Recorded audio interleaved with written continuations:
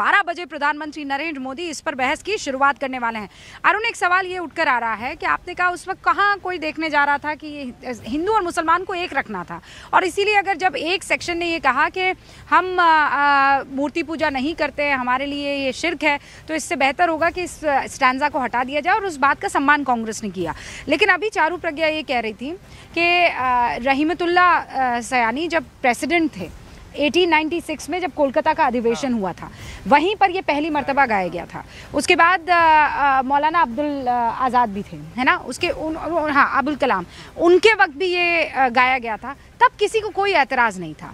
वो मुसलमान नहीं थे क्या? और अगर हाँ वो थे, तो फिर बाद में ये बीच कहाँ से आया और किसके कहने पर आया? देखिए, तब भी थे मौलाना अबुल कलाम आज़ाद, और जब ये फैसला लिया गया कि नहीं गाया जाएगा लास्ट के 2 स्टैंजा, तब भी वो उसमें शामिल थे। देखिए ना, कट्टर पंथ जो है ना, धीरे धीरे आगे की तरफ बढ़ा। आप इसको कट्टर पंथ कह लीजिए, आप इसको अपने धर्म के प्रति उनका प्यार कह लीजिए, या उसकी पालना अच्छे तरीके से करना कह लीजिए।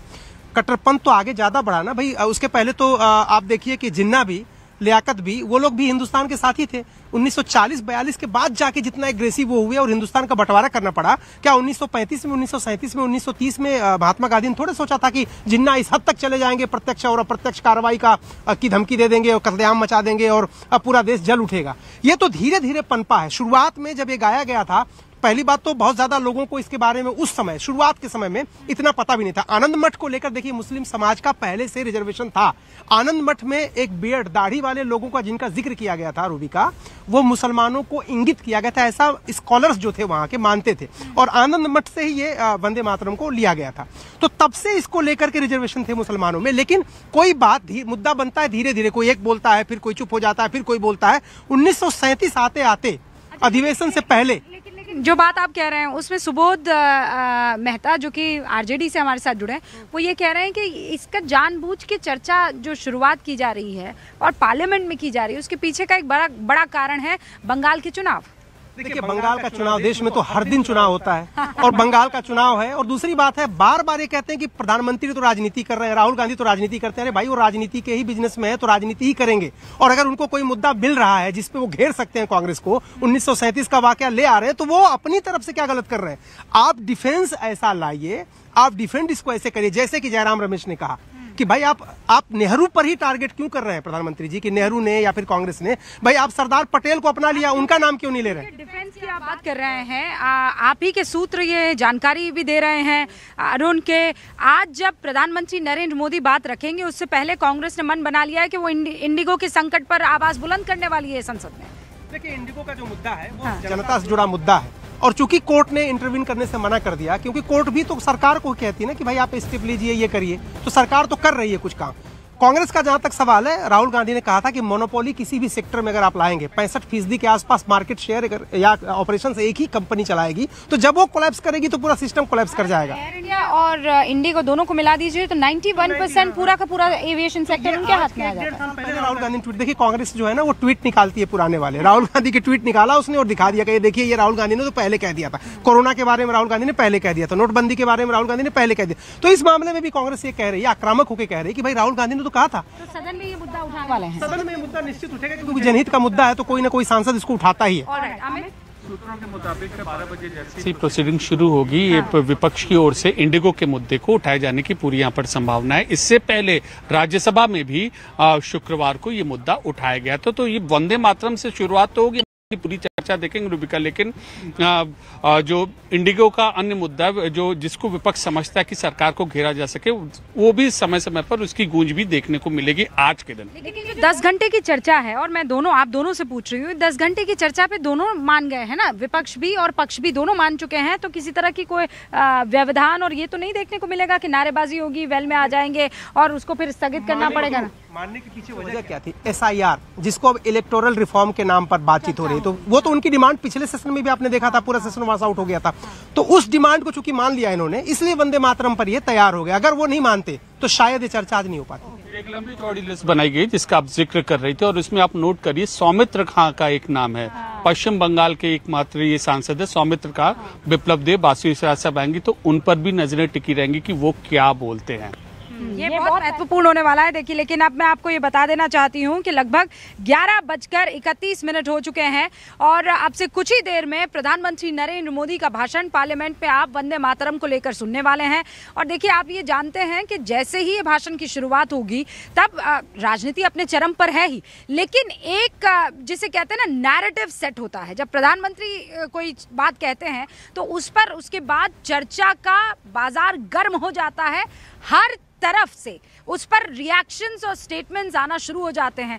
तो कुल मिलाकर वो धुरी बन जाता है किसी भी नैरेटिव का, या फिर आप समझ लीजिए कि अगर कोई बात फैलानी है, कोई बात करनी है, किसी बात को मुद्दा बनाना है तो वो फिर धुरी बन जाती है। हमारे साथ मोहम्मद फैज़ खान भी जुड़े हुए हैं। मोहम्मद फैज़ खान, आपने सुना ना अभी सुबोध भाई ये बात कह रहे थे, this is unjustified and this is unwarranted for ये जो डिस्कशन है पार्लियामेंट में वंदे मातरम का। जी जी, देखिए रूबिका जी, ऐसा है, थोड़ा सा हमको परंपराओं को भी समझना होगा कि जैसे 150 वर्ष पूरे हुए 7 नवंबर 1925 को, तो 7 नवंबर 1925 रात के 12 बजे और वो दिन चला गया तो वो खत्म हो गई बात, ऐसा नहीं है। हमारी एक परंपरा हमने जो बनाई हुई है कि साल भर सेलिब्रेशन चलता है उसका। तो यदि 150 वर्ष पूरे हुए हैं तो 7 नवंबर 2025 से 2026 7 नवंबर तक इस पर चर्चा चलेगी, इस पर सेलिब्रेशन चलेगा, जो बड़े आयोजन होंगे और कोशिश की जाएगी कि पूरा वंदे मातरम फिर से शामिल किया जाए और इसे राष्ट्रगान बनाया जाए, केवल राष्ट्रगीत नहीं राष्ट्रगान भी बनाया जाए। तो ये एक बात है। इसके अलावा वंदे मातरम हम कभी भी गा सकते हैं, पहले भी गाते थे, अभी भी गाते और आगे भी गाते हैं। यद्यपि प्रथम 2 अंतरा लिए गए हैं, लेकिन हम अपने कार्यक्रमों में हम तो पूरा गाते हैं, कहीं कोई दिक्कत नहीं है।